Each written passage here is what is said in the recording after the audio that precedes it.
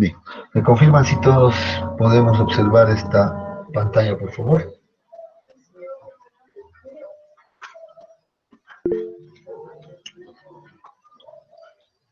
¿Algún valiente, por favor, que me confirme? Sí, dije, se ve. Sí, ingeniero, se Se ve ve. bien, dije, se ve Sí, nota. normal. Sí, Muy bien, han aparecido Sí, varios valientes. Muy bien, todo normal. muy bien, gracias, mis queridos valientes muchachos. Ya, ahora sí vamos a continuar. Bien, habíamos quedado la última clase pues con la definición de redes de flujo, ¿verdad? Después de haber realizado una serie de definiciones previas, pues hemos llegado a definir qué era una red de flujo y habíamos concluido que una red de flujo no era más el conjunto de dos familias de líneas que recibían el nombre de líneas equipotenciales y las líneas de flujo. Cada uno tiene una determinada función que cumple, la cual ha sido ya explicada anteriormente. En base a esto, pues ahora vamos a enfocarnos en este apartado. Por tanto, el problema o el método de redes de flujo, pues entonces consistirá en que nosotros podamos eh, generar esta red de flujo para cada caso en particular, ¿verdad? Ese es el objetivo de este método. Por tanto, ¿qué nos está diciendo el método? Muy bien, una vez que conoces las particularidades de cada una de estas líneas, pues si tú realizas la gráfica correspondiente para cada caso, pues vas a tener una red de flujo. Ese es el objetivo principal. Por tanto, vamos a decir que una red de flujo debe ser graficada o dibujada de manera manual por nosotros en este caso. De hecho, ya les había adelantado, a veces este trabajo se simplifica mucho cuando realizamos el uso de algunos programas numéricos, ¿verdad? Entonces, entre esos les había mencionado, por ejemplo, el Sigma. Y así, haciendo un pequeño paréntesis acá, pues debo mencionarles que se les ha subido a la plataforma algunos ejercicios resueltos correspondientes a este capítulo. Seguramente ya lo han revisado. Eh, Hago este paréntesis debido a que dentro de la solución, por ejemplo, del método de redes de flujo, hemos tratado de incorporar como una especie de ayuda que les sirva a ustedes el desarrollo o la solución mediante el método numérico. Asimismo, se ha desarrollado el método de manera manual con el método de redes de flujo, método de Line, que seguramente lo vamos a ver más adelante, pero ya comparando los resultados, pues hemos visto que hay una ligera variación. Siempre, ¿no? Obviamente debemos entender que entre el método manual que uno realiza y el método o un método matemático o un método numérico que vaya a utilizar, siempre va a haber diferencias. Esto tiene que ver mucho con la configuración o la programación que está llevando por dentro cada programa numérico, ¿verdad? Entonces, espero que lo hayan revisado, vean ese detalle y si pueden todavía meterse un poco ya a utilizar los métodos numéricos para un poquito entender esto, pues sería de mucha ayuda seguramente ya para ustedes, no solo para la práctica académica que tienen acá como requisito, sino que para una práctica mucho más profesional más adelante, ¿verdad? Entonces, en la actualidad son esas herramientas las que se utilizan, pero como ya les había indicado, esta es la base principal. Y bien, ya simplemente quería hacer comentario al respecto. Ahora bien, ahora que sé, digamos, cuál es mi objetivo de este método, el graficar esta red de flujo, pues entonces ahora vamos a ver algunas reglas de construcción o para graficar mediante este método. Ya, obviamente, debo cumplir algunos criterios, sobre todo, más que reglas, son criterios de construcción de una red de flujo. Entonces, estos puntos que vamos a ver debemos tratar de cumplirlos a, a cabalidad, no sé, hay que tratar de que se cumpla estos criterios, ¿ya? Si bien a veces al inicio vamos a tener complicaciones, no poder configurar adecuadamente una red de flujo, estoy seguro que con la práctica estos cada vez se hacen mucho más simples, pero nuevamente debemos practicar continuamente este método. Es un método bastante simple, sencillo, pero que requiere conocer de ciertas reglas. En ese sentido, pues vamos a definir una de las primeras condiciones o los criterios que debe tener en cuenta uno antes de construir una red de flujo. Dice, debemos generar de que las familias de las dos líneas que van a estar perpendiculares deben formar espacios cuadrados. Bajo ese entendido, vamos a ver la definición que nos dice. Las áreas limitadas por las líneas equipotenciales y las líneas de flujo deben ser tan cuadradas como resulte posible. Eso significa, no está diciendo que vamos a hacer cuadrados perfectos, ¿verdad? A veces confunden aquello y uno al graficar agarra una regla y empieza a hacer o cuadricula todo aquello. Obviamente eso no es el caso, porque eso va a depender de la forma del problema, va a depender de la forma de la estructura. Entonces debemos adecuarnos a la forma, pero tratando de que se cumplan estas condiciones. Eh, por otro lado, dice, y bueno, ya sabíamos que entre estas líneas equipotenciales y las líneas de flujo, la intersección debe ser lo más cercano a 90 grados.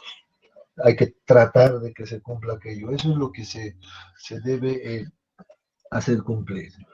Con estos dos primeros criterios, seguramente, pues vamos a poder un poco observar ese detalle. Observen acá este espacio que es un zoom que le hemos hecho a una red de flujo. Hemos agarrado una pequeña porción y estamos observando que acá probablemente se encuentran nuestras líneas equipotenciales, tal vez estas sean las líneas de flujo, etcétera, pero el espacio que están formando entre estos, pues estamos viendo que tienden a formar un cuadrado, ¿verdad? Una estrategia para que esto se cumpla, pues dice que si uno puede colocar un círculo dentro de estos espacios, pues esto queda aceptado. A esto se refiere con esto de los primeros criterios que acabamos de mencionar. Debemos tratar de que se cumpla aquello. No estamos diciendo que todos los espacios deben ser uniformes, por cierto, ¿verdad? Acá estamos viendo que los espacios van a ser mucho más pequeños en algún punto y algunos mucho más grandes en algún lugar distinto. Bien, continuemos ahora. A ver, antes vamos a habilitar esto. Bien, algunas otras cosas que vamos a observar durante la construcción o la generación de una red de flujo, pues son las condiciones de borde, por así decirlo. En realidad estas fronteras que nos hablan, fronteras impermeables, tienen que ver más con las condiciones de borde de cada estructura en particular. Esto va a cambiar dependiendo a qué estructura estemos analizando. Pero para efectos de entender un poco, vamos a definirlo o lo vamos a describir de la siguiente manera. Dice, como no existe flujo a través de una superficie impermeable, entendiendo de este término de impermeable, que el agua no puede pasar a través de una superficie impermeable, dice, esta debe ser considerada como una línea de flujo. Entonces, cualquier frontera impermeable, cualquier barrera impermeable que veamos en nuestra estructura a estudiar, pues dice, la debemos considerar como una línea de flujo, o sea que a partir de algo por ese trayecto podría trasladarse una molécula de agua, ¿verdad? De acuerdo a las definiciones realizadas anteriormente.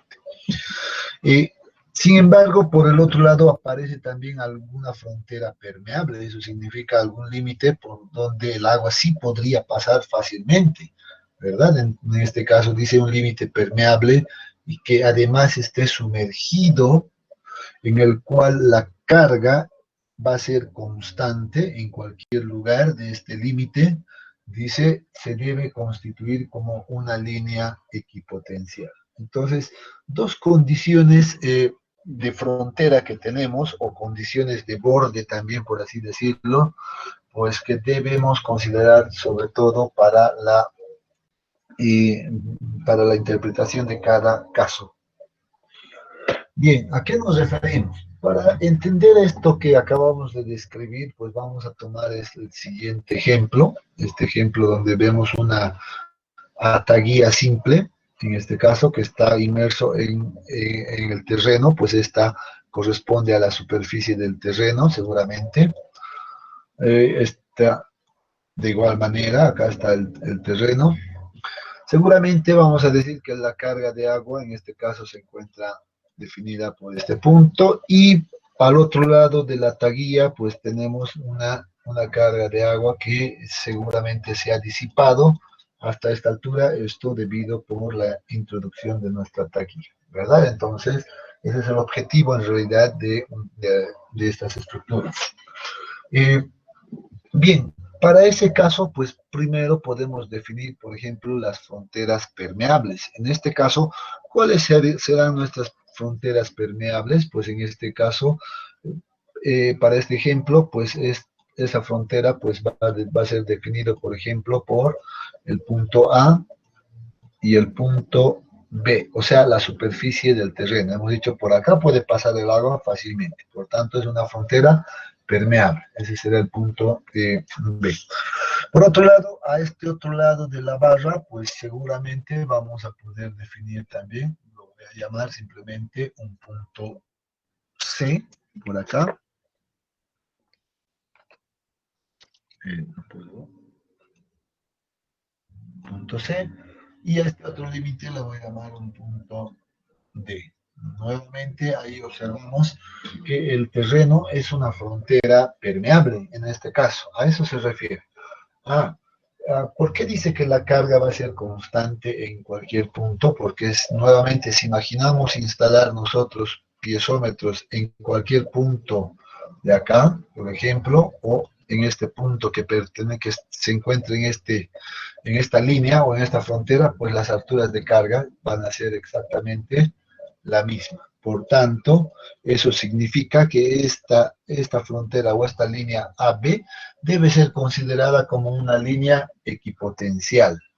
Eso es lo que nos indica. Por tanto, antes de graficar una red de flujo, debemos identificar inicialmente dónde están las fronteras permeables y dónde están las impermeables. Por otro lado, el segmento CD también va a corresponder a una frontera permeable, ¿verdad? Entonces, la misma cosa. Si instaláramos los piezómetros por acá, el nivel seguro que nos marcaría al igual que este nivel. Por tanto, es una frontera permeable o una línea equipotencial. Entonces, simplemente por las condiciones del problema ya estamos definiendo dos líneas equipotenciales directamente, por condiciones de borde.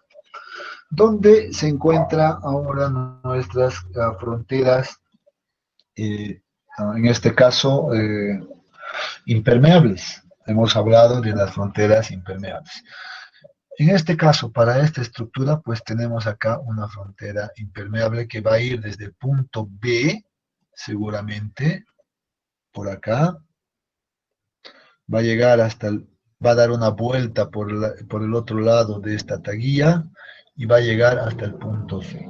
Por tanto, todo este trayecto del punto B al punto C, pues es considerada como una frontera impermeable. Eso significa que el agua no puede pasar a través de acá. No podría pasar de acá hacia este otro lado. Entonces tiene que seguir una trayectoria que va a bordear seguramente el elemento para que el agua sirva, ¿verdad? A eso se refiere con una frontera impermeable. Entonces acá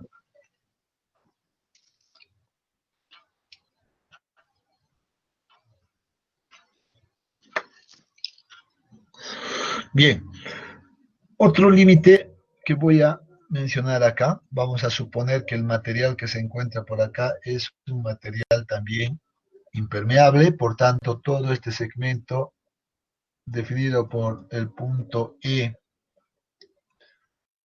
y F, pues también es una línea, en este caso, impermeable, considerando que este material de acá es impermeable.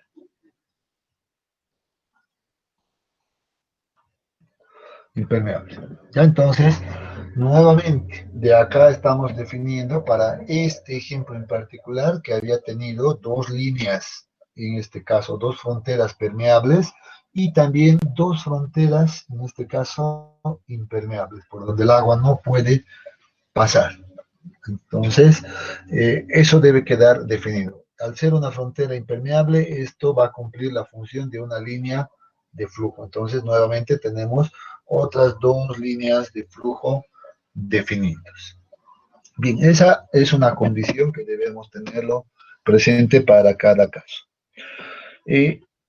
Por otro lado, ahora, ya después de realizar en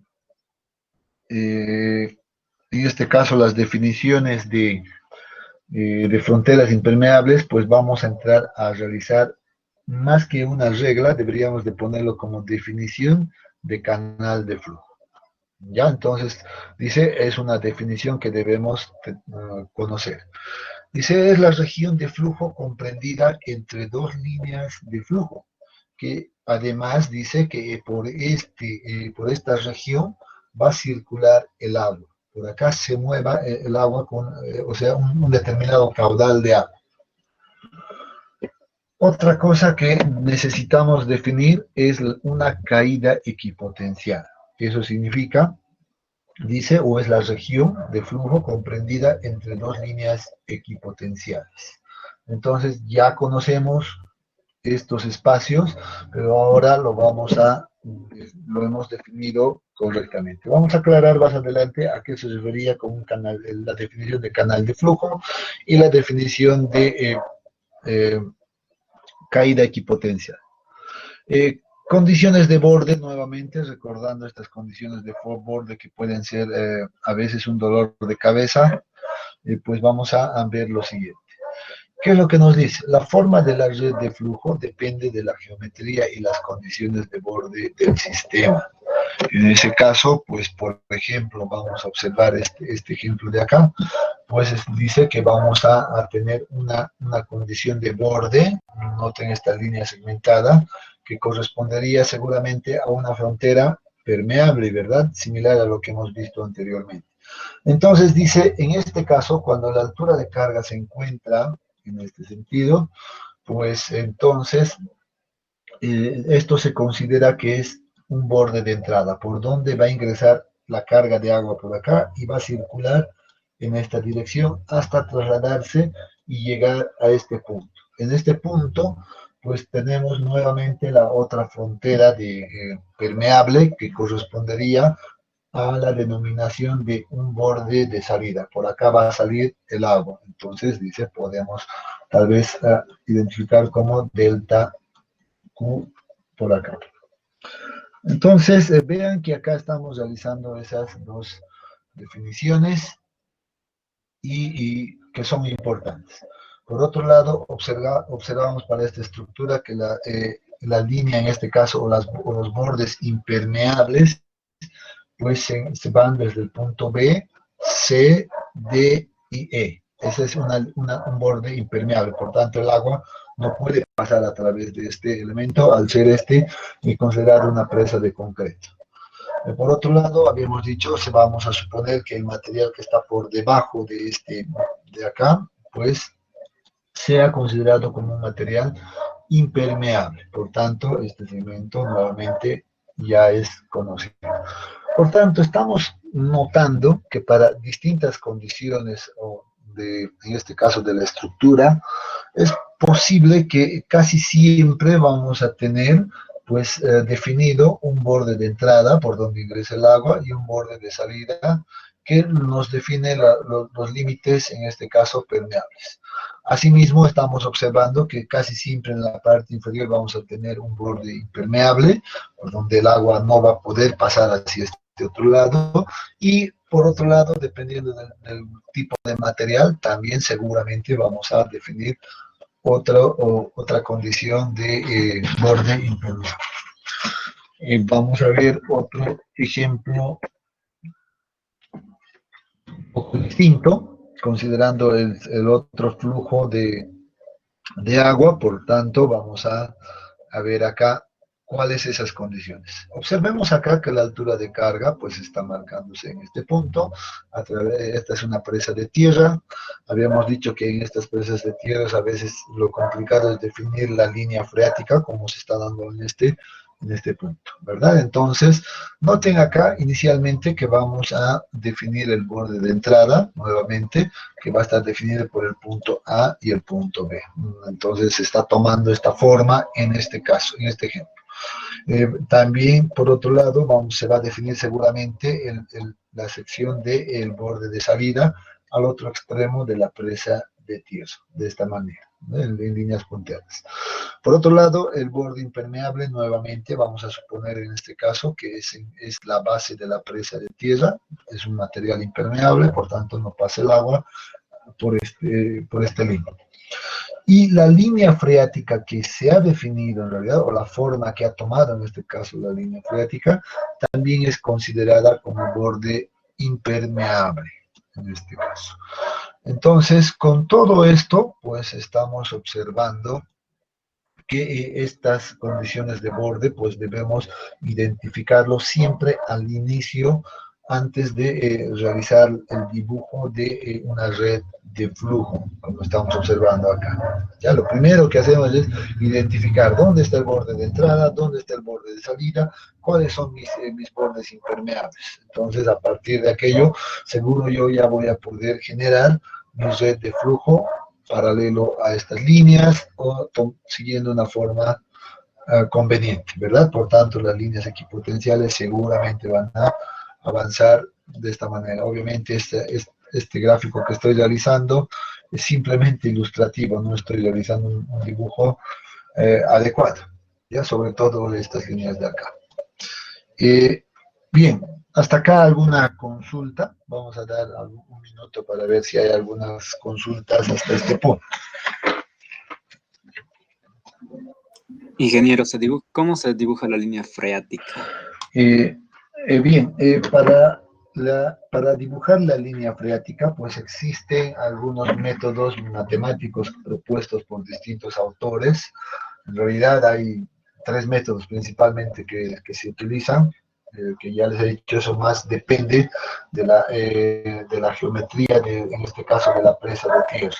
Ya, les pediría para las personas que estén interesadas en ver estos métodos, por favor revisen el texto de la descripción, el apartado correspondiente. Entonces ahí van a encontrar los métodos que están dirigidos a la determinación de estas líneas freáticas. ¿No? ¿Alguna otra consulta, por favor?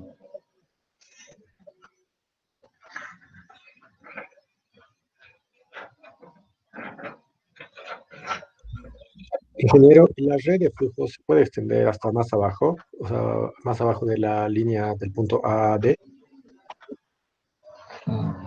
Bien, en realidad no, ¿verdad? A ver, hay que aclarar algo y creo que la pregunta está muy interesante por el siguiente motivo.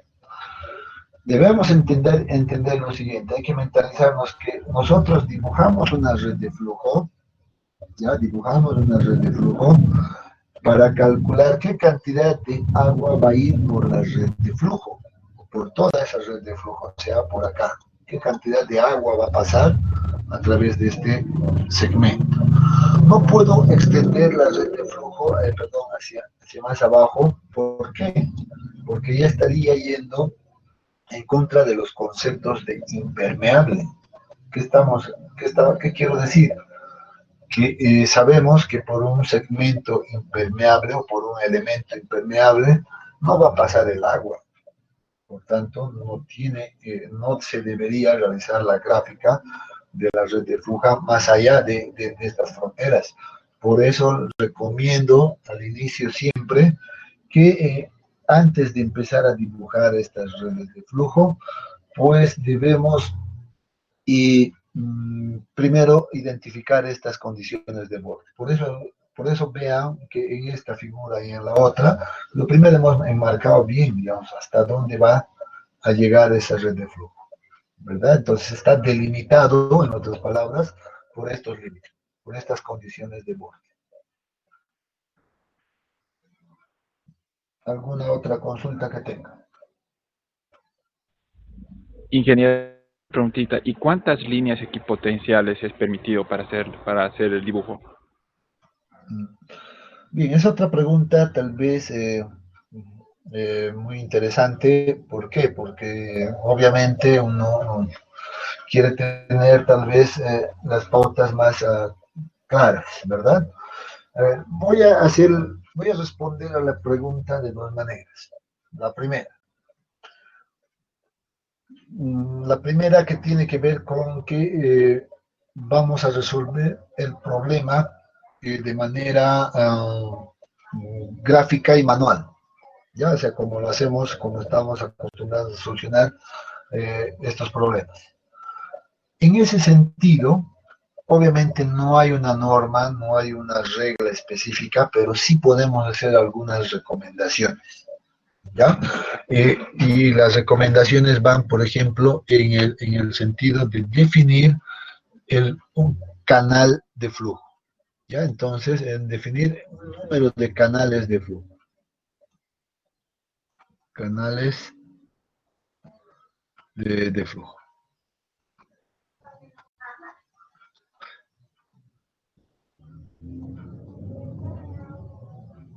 ¿Ya? Entonces acá pues podemos un poco recomendar desde este punto de vista. Se dice para efectos prácticos o casos prácticos, problemas prácticos por así decirlo, pues debemos definir entre 4 a 6 canales de flujo. Entonces entre 4 a 6 canales de flujo, que es lo recomendable para un caso práctico. Recordando nuevamente la definición del canal de flujo, hemos visto que el canal de flujo es comprendida entre dos líneas de flujo, por tanto, podríamos considerar, por ejemplo, este como un canal de flujo, un segundo canal, un tercer canal de flujo y un cuarto canal de flujo, que yo lo he dibujado de manera muy grosera, ¿verdad? Entonces acá tenemos esos canales de flujo. Por tanto, dice, debo tratar de que entre en este rango, entre 4 a 3. Si pongo 3, seguramente me va a generar, digamos, mucha diferencia con el resultado que estoy buscando. Si pongo más cercano a 6, seguramente me acercaré cada vez más a un resultado mucho más aceptable. En ese sentido, quiero decir, mientras más canales de flujo nosotros definamos, seguramente pues el resultado o el error va a ser cada vez menor. Esa es la primera respuesta que podría darles. La segunda que me refería tiene que ver con el uso, por ejemplo, de los métodos numéricos, ¿verdad? O un software en este caso. En ese caso, el software, al ser un método numérico, seguramente me lo va a configurar o me lo va a definir automáticamente el mejor número de canales de flujo posibles para cada caso. Es más, al ser un método numérico, yo puedo todavía refinar aquello e ir a un mayor número de canales de flujo para minimizar el error aún más. O sea, puedo hacer aquello, pero obviamente porque estoy utilizando una herramienta computacional. Manualmente eso cada vez, a medida que yo quiera hacer más ceñido, pues seguramente va a ser más complicado todavía. Ya, entonces eso es lo que debemos tener en cuenta. Por tanto, una vez que nosotros hemos definido el número de canales de flujo para cada problema, pues debo acomodar, y esa es la palabra que voy a utilizar, debemos acomodar las líneas equipotenciales de acuerdo a los criterios que hemos visto, o sea, tratando de conformar cuadrados o segmentos cuadrados, y además de que la intersección sea en 90 grados, ¿verdad? Eso es lo que debemos de cuidar al momento de dibujar una red de flujo. Bien.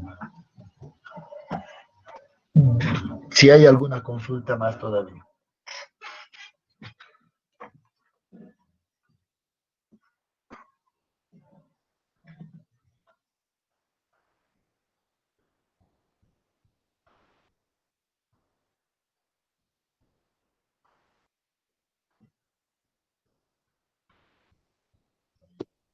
Inge, eh, el número de canales de flujo debe ser igual o parecido al número de canales equipotenciales.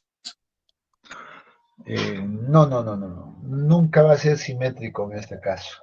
Noten que a veces vamos a tener estructuras con de mayor longitud, por tanto, nunca tratemos de que las líneas o las caídas equipotenciales, porque una caída es este segmento comprendido entre dos líneas equipotenciales, ¿verdad? De acuerdo a la definición realizada. Por tanto, no esperemos que vamos a tener, si definimos, por ejemplo, en este caso, 4 canales de flujo, no esperemos que deberíamos tener 4 caídas equipotenciales. Imposible. Acá estamos definiendo 1, 2, 3, 4, 5, 6, 7 caídas equipotenciales para esta red que yo he dibujado de manera muy rápida y ni siquiera cumpliendo con las condiciones, ¿verdad? Entonces, es muy variable. ¿Qué es lo que debemos de cuidar? Repito, que se cumpla estas condiciones de intersección en línea recta y que se trate de formar espacios cuadrados. Eso es el único criterio que debo de cuidar al momento de dibujar una línea equipotencial. Por tanto, recomendación, ¿no? Acá se recomienda que se grafique inicialmente las líneas de flujo, formando los canales de flujo, y posteriormente se dibuje recién las líneas equipotenciales, ya haciendo que se cumplan las condiciones o el criterio de formar cuadrados. Ya es una recomendación aparte. ¿Más preguntas, jóvenes?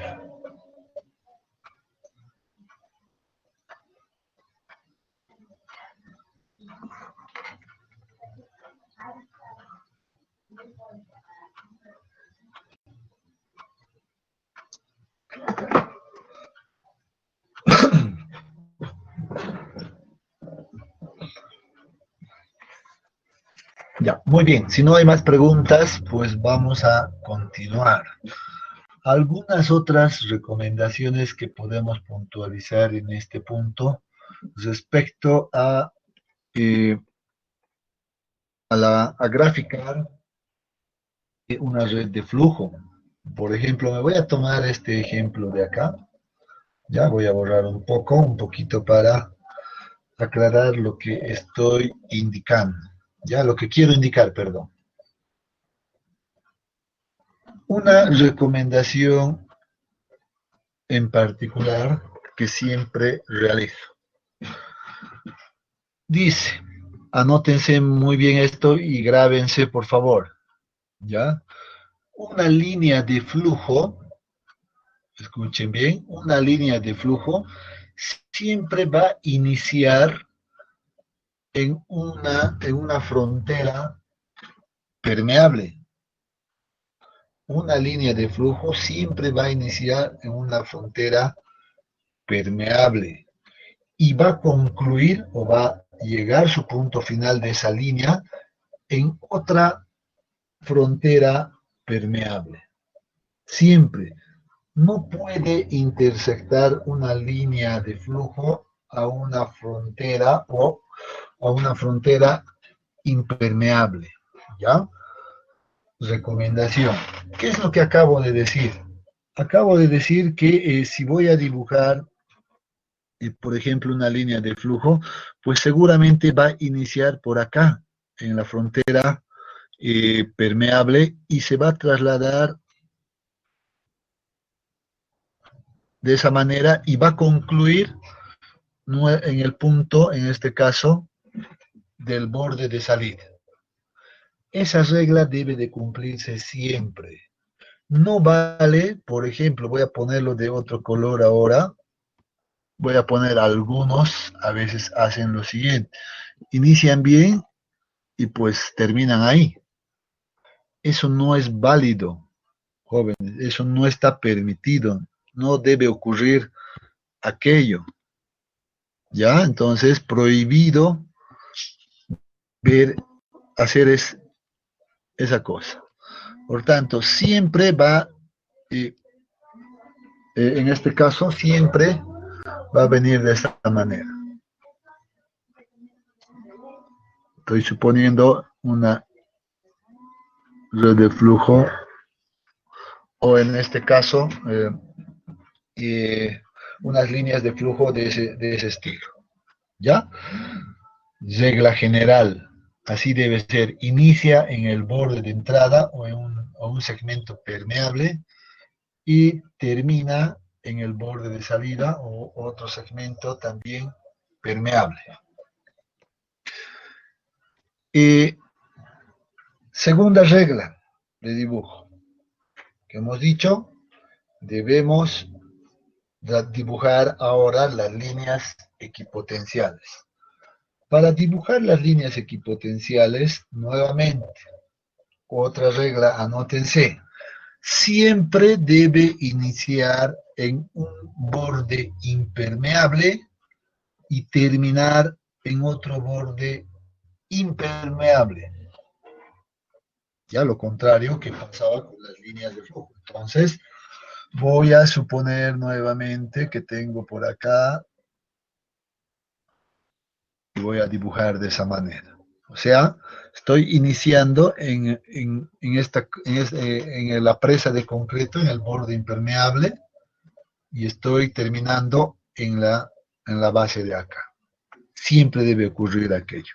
Y así dibujaremos seguramente, obviamente no estoy dibujando a escala, por tanto vamos a tener, perdón, eso sí que ya está horrible. Vamos a borrar esto.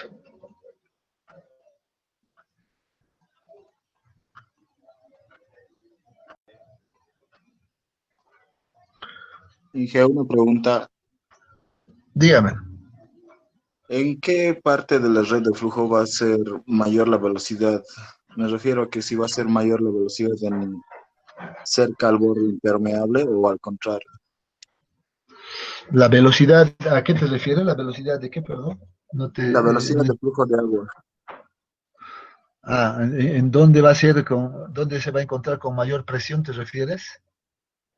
¿Dónde va a ser más rápido el flujo? ¿En qué parte de la red de flujo va a ser más rápido el flujo de agua? Me refiero. Ahí tenemos un concepto que nos estamos olvidando. ¿Cuál es el concepto? La carga de flujo es igual a las cargas. Gas. Recuerda, en este caso, que habíamos dicho... A ver, voy a recordarles algo. ¿Y qué tipo de flujo se produce en suelos? Eso hemos apuntado. En los suelos, ¿qué tipo de flujo se da? Laminar. Correcto. Por tanto, el flujo va a ser del tipo laminar. ¿Qué es lo que va a variar en realidad? Y lo que debería decirte entonces, la velocidad seguramente va a depender del tipo de material, ¿verdad? Del tipo de material permeable. Por tanto, si el material que estoy tomando por acá, por ejemplo, es una grava, ¿qué va a pasar? Pues seguramente el agua va a circular fácilmente. Lo mismo va a ocurrir, por ejemplo, en una arena, ¿verdad? Va a circular rápidamente. Pero ¿qué pasa si el material es, por ejemplo, una arcilla? ¿Qué va a pasar? Pues seguramente el flujo va a ser mucho más lento todavía. La velocidad de descargas van a ser muy, muy lentos, ¿verdad? Sin embargo, ¿qué es lo que debemos notar acá en esta red de flujo? Vamos a notar que la altura de carga, la mayor altura de carga, ¿verdad? Se va a producir siempre en el borde de entrada. ¿Eso qué significa? Que las presiones en este punto, seguramente los más cercanos acá, van a ser altos, ¿cierto? Sin embargo, a medida que el agua va a ir circulando, ¿qué se van a ir produciendo? Pérdidas de carga.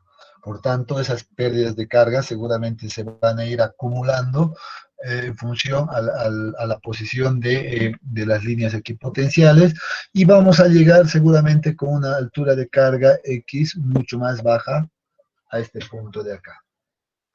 Eso sí vamos a poder observar en una red de flujo, que las alturas de cargas van a ser mayores en este sector, y las alturas de carga van a ser menores en este otro extremo. Por tanto, ahí vamos, seguro ya vamos a ir llegando. Las presiones generadas por el agua en este punto, eso sí podemos decir con certeza, van a ser mayores a las presiones generadas, a la presión generada por el agua en este otro lado. ¿Verdad? Acá va a ser mayor, acá va a ser menor esas presiones, debido a la altura de carga. No sé si va dirigido hacia ese lado la pregunta, porque el tema de las velocidades de descarga, obviamente, depende del tipo de material.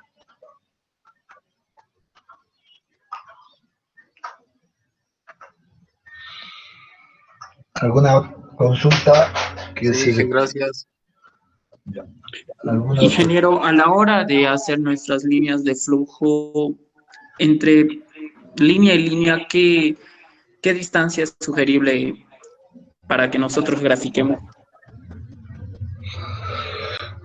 A ver, te refieres seguramente a esta distancia que yo he colocado acá de manera arbitraria, te debes referir a esta distancia, a qué distancia tiene acá, ¿verdad? Seguramente te refieres a eso, cómo distribuyo aquello, ¿verdad? Sí. La estrategia es gráfica en este caso. Lo que se recomienda es lo siguiente. Dice, debemos identificar en este caso, este borde impermeable superior y el borde impermeable inferior. Entonces, una buena práctica para empezar a hacer nuestras redes de flujo, pues es que lo dividamos esta distancia en partes relativamente iguales. ¿Ya? Si la dividimos en partes iguales, en este caso, ¿cuántas partes yo tengo? 1, 2, 3, 4. Podría haber definido tal vez 5, digamos, un poco más arrinconada por acá para mejorar un poco la red, ¿verdad?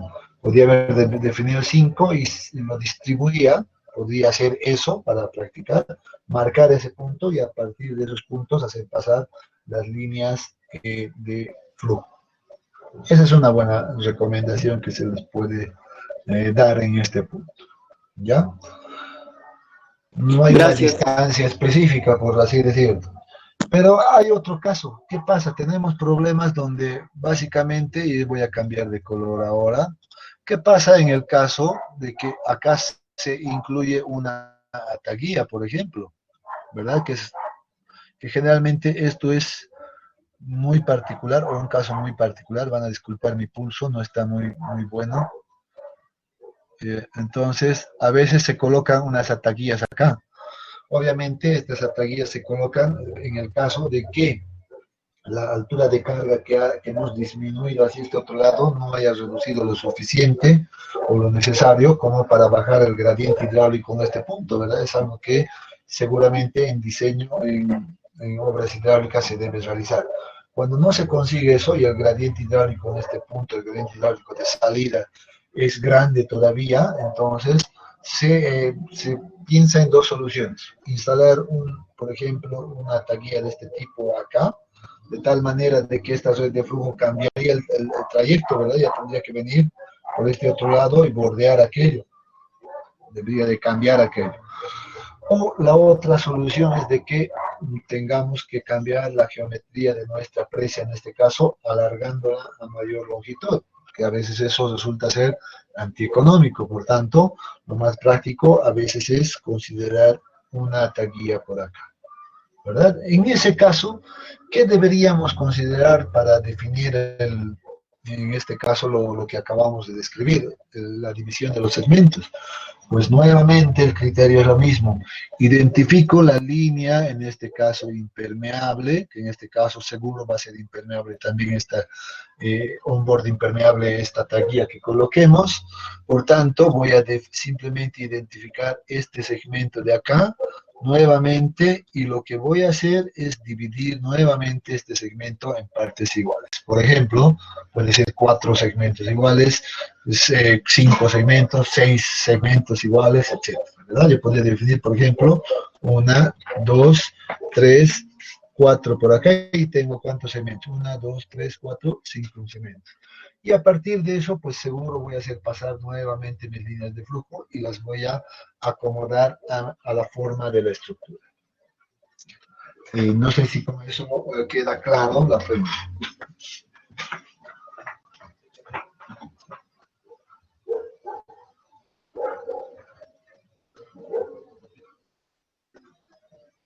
Sí, gracias, ingeniero.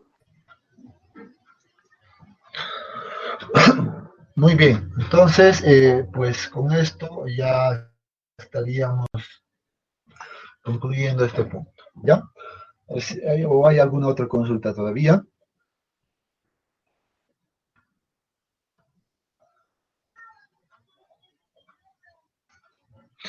Bien, si no hay más consultas, pues vamos a continuar.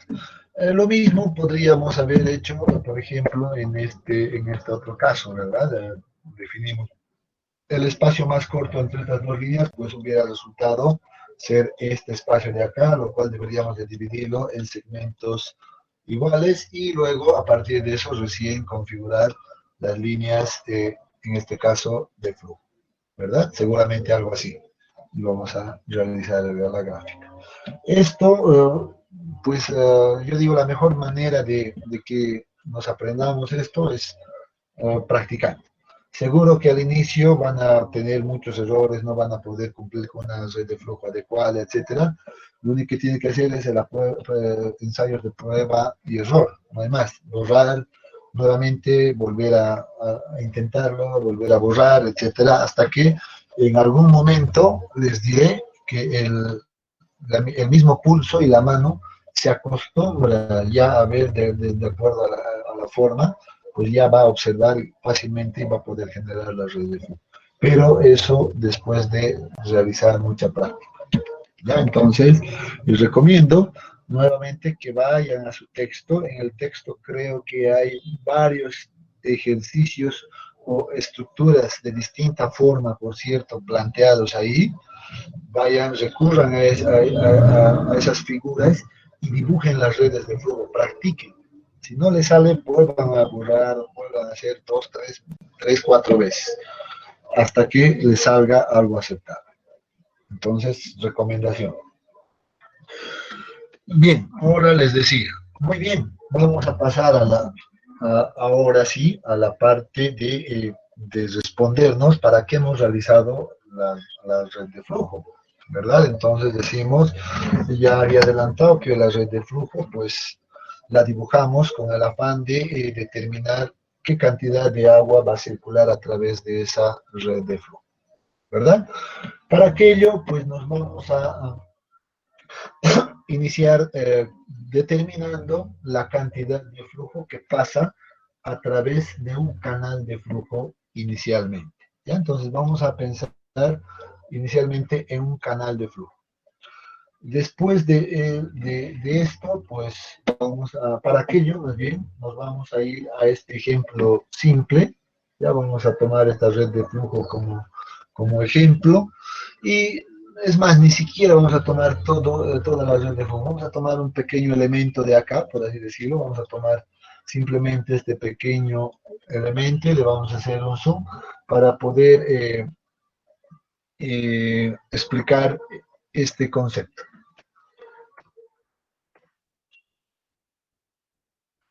Acá tenemos, por ejemplo, ya un poco modificado esa red de ahí que hemos observado. Entonces vamos a suponer que tenemos un canal de flujo por acá, limitado por estas líneas punteadas. No, miento, en este caso las líneas punteadas estarían representando ¿qué? seguramente, no, bien, no, está bien, son líneas de flujo en este caso, perdón. Bien, entonces ese elemento la vamos a analizar bajo los siguientes criterios, ¿ya? Vamos a suponer y le vamos a dar dimensiones a este elemento. Vamos a suponer que esto es igual a una distancia A, este elemento. Seguramente en el otro sentido, pues vamos a tener también una distancia B, ¿verdad? De este pequeño segmento que estamos estudiando acá, limitado por estas líneas.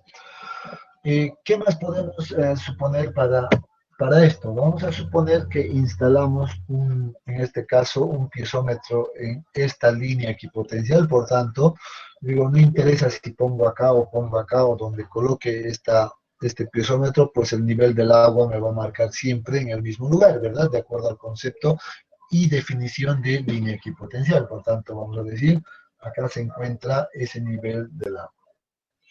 Lo mismo vamos a hacer o vamos a instalar otro piezómetro en esta otra línea equipotencial. Por tanto, al pasar de un punto o de una línea equipotencial a otra línea equipotencial, pues seguramente vamos a estar seguros de que se va a producir una pérdida de carga, ¿verdad? Por tanto, el nivel en este piezómetro va a ser menor al de esta otra línea.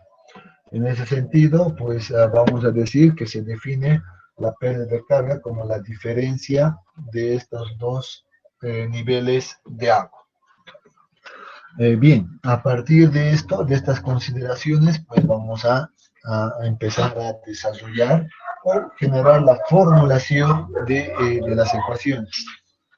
En este caso, dice, vamos a hablar de lo que es vamos a aplicar inicialmente la ley de Darcy. ¿Y de qué nos dice la ley de Darcy, si recordamos? A ver, la ley de Darcy pues nos habla de una cierta cantidad de caudal, ¿verdad? Entonces, dice, para este caso vamos a suponer que delta de caudal o una pequeña cantidad de caudal va a circular por este canal de flujo que estamos definido acá, ¿verdad? Ahora, muy bien, sé que va a circular por acá esta cantidad de agua. Por tanto, necesito ahora saber cuál es la ley de Darcy. ¿Quién recuerda la ley de Darcy? A ver, voy a pedir que alguien me dicte. ¿Qué nos dice la ley de Darcy?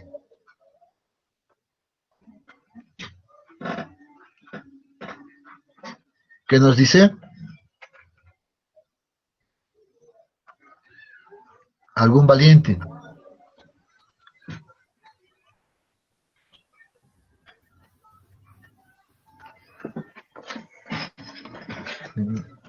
Se han salido de la reunión los valientes.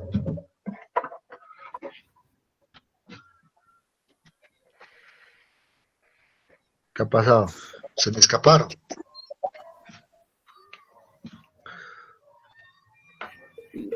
Q es igual a la velocidad de descarga por el área y también puede ser Q es igual a K por el gradiente hidráulico por el área. Muy bien, ahí está, apareció el valiente, muy bien. Cuando hablábamos de la ley de Darcy, les había dicho hay que recordar esa ecuación de memoria para todos, ¿verdad? Entonces, pues decimos, a ver, esto no me está... Okay, un momento, por favor, vamos a borrar. Está fallando mi pulso. Y vamos a escribir lo que nos acaba de indicar el compañero. Nos dice, el caudal es igual a ¿qué? Al coeficiente de conductividad hidráulica multiplicado por el gradiente hidráulico por el área. ¿Verdad? Eso debemos recordar de memoria. Muy bien, pero ahora, dice, estamos hablando de un pequeño segmento simplemente, y no así del total todavía. Entonces, si estamos hablando de un delta Q, seguramente que este concepto de igual manera me va a servir, por tanto vamos a decir, el delta, lo vamos a llamar delta Q, como estamos viendo en este punto. ¿Ya? Entonces, muy bien. Entonces vamos ahora a escribir. Vamos a continuar sobre esto. Por tanto, vamos a decir delta Q es igual a ¿qué? La conductividad hidráulica no va a cambiar, se queda por ahí, pues esto multiplicado por el gradiente hidráulico, y ahora sí definimos el gradiente hidráulico. ¿Quién recuerda el gradiente hidráulico? ¿Cómo se define? Diferencia de altura sobre la longitud. Delta, pérdida de carga, ¿correcto? Diferencia de alturas, ¿verdad? Es la pérdida de carga dividido sobre la longitud o la distancia donde se produce esta pérdida, ¿verdad? ¿Cuál es esa distancia según esta figura que tenemos por acá? ¿Alguien puede indicarme?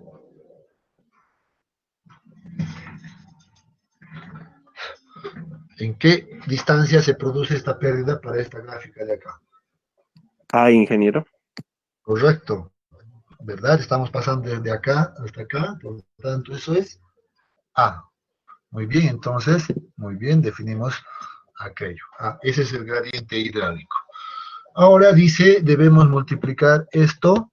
¿Por qué? Multiplicamos por la sección transversal por donde circula esa cantidad de agua. Por tanto, el área. ¿Por dónde estará circulando esta agua? Pues observamos que es para acá, ¿verdad? ¿Cuánto es esta distancia? B multiplicado por ¿cuánto? Para hacer área. Seguramente necesitamos definir una longitud perpendicular a este plano, ¿verdad? Porque a partir de esa distancia pues va a estar circulando el agua. ¿Qué hemos dicho al inicio de este capítulo? Cuando describíamos, vamos a definir siempre como una longitud Unitaria. Unitaria. Muy bien, para los que se han acordado. Correcto. Entonces, de esa manera, pues estamos escribiendo la ecuación de Darcy acá. Entonces, en este caso, muy bien, ya tenemos esta ecuación y seguro que podemos hacer algunos ajustes a esta ecuación. ¿Cuál es el ajuste que vamos a realizar? Pues la siguiente. Hipotéticamente, hemos dicho que los segmentos deben ser cuadrados. Y si eso se cumpliría a cabalidad, aunque en teoría no, pero es una hipótesis que manejamos, pues entonces seguramente este A debería de ser igual a esta distancia B, ¿verdad? Si eso se cumple, entonces decimos, por cierto, si A es igual a B, entonces en este caso se simplificaría estas distancias. ¿Y qué nos quedará? Pues nos va a quedar que la delta Q va a ser igual acá multiplicado por la pérdida de carga del sistema, ¿verdad? Entonces ahí ya tenemos ya una ecuación ya mucho más entendible. ¿Qué nos falta todavía ahora aplicar? Esta pérdida de carga que estamos anotando nosotros acá, pues es simplemente para una caída equipotencial, ¿verdad? La que pasa de una línea equipotencial a otra línea equipotencial. Pero no olvidemos que seguro por acá existe otra línea equipotencial donde vamos a tener nuevamente el mismo efecto. Por tanto, seguramente acá también se va a generar otra pérdida de carga delta H. Y además delta H deberá ser igual en cada caída. ¿Por qué? Porque estamos suponiendo nuevamente que estos son cuadrados. Por tanto, las caídas van a ser iguales, ¿verdad? Entonces debemos entender eso, de que a medida que va avanzando en las líneas equipotenciales, se va a ir produciendo se va a ir produciendo pérdidas de cargas acumulativas. Por tanto, a partir de aquello, pues yo puedo definir que al final de toda la red de flujo, o a lo largo de ese canal de flujo, pues vamos a tener una pérdida de carga total del sistema, delta delta H mayúscula. Y eso va a ser igual, por ejemplo, a la pérdida de carga delta H que se produce en cada caída equipotencial, multiplicado ¿por qué? Por el número de caídas equipotenciales, dependiendo cuántas caídas equipotenciales tenga nuestra red de flujo, ¿verdad? Entonces, ese valor de número de caídas equipotenciales la vamos a denotar como N sub D. Por tanto, aclarando, N sub D es igual al número de caídas equipotenciales. Hay que recordar esa definición, anótense. Número de caídas equipotenciales. Entonces, a partir de esta condición, pues yo puedo despejar seguramente delta H, ¿verdad? Una pérdida de carga producida en una caída equipotencial, y la voy a llevar seguramente a la ecuación anteriormente definida. Por tanto, voy a tener finalmente que la delta Q va a ser igual a ¿qué? A la constante K multiplicado por delta H mayúscula, la pérdida de carga total del sistema, dividido entre el número de caídas equipotenciales. Entonces, esta es la ecuación que me va a servir para determinar la cantidad de agua que circula por un canal de flujo, ¿verdad? Entonces, flujo o para un canal de flujo. Perdón, para un canal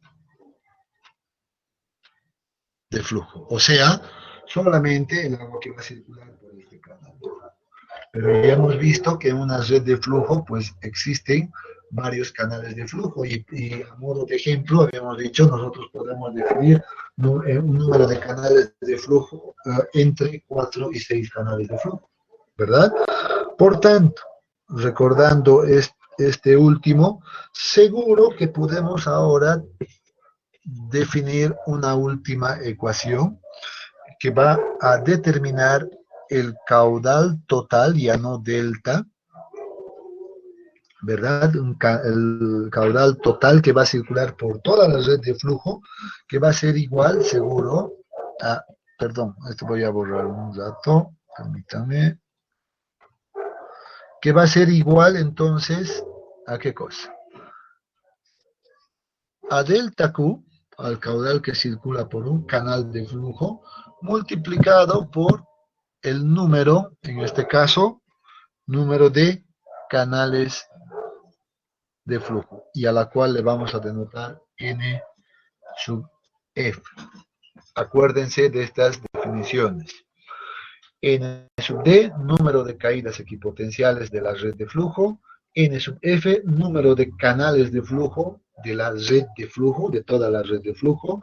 Delta H mayúscula, que sería la pérdida de carga total de todo el sistema, de toda la red de flujo, la que se produce en toda la red de flujo, ¿verdad? Entonces, reordenando esta ecuación, pues vamos a decir que ahora el caudal que circula por toda la red de flujo es igual a la constante K multiplicado por la pérdida de carga total que se produce en el sistema, y esto multiplicado por NF sobre N sub D, número de canales de flujo sobre número de caídas equipotenciales.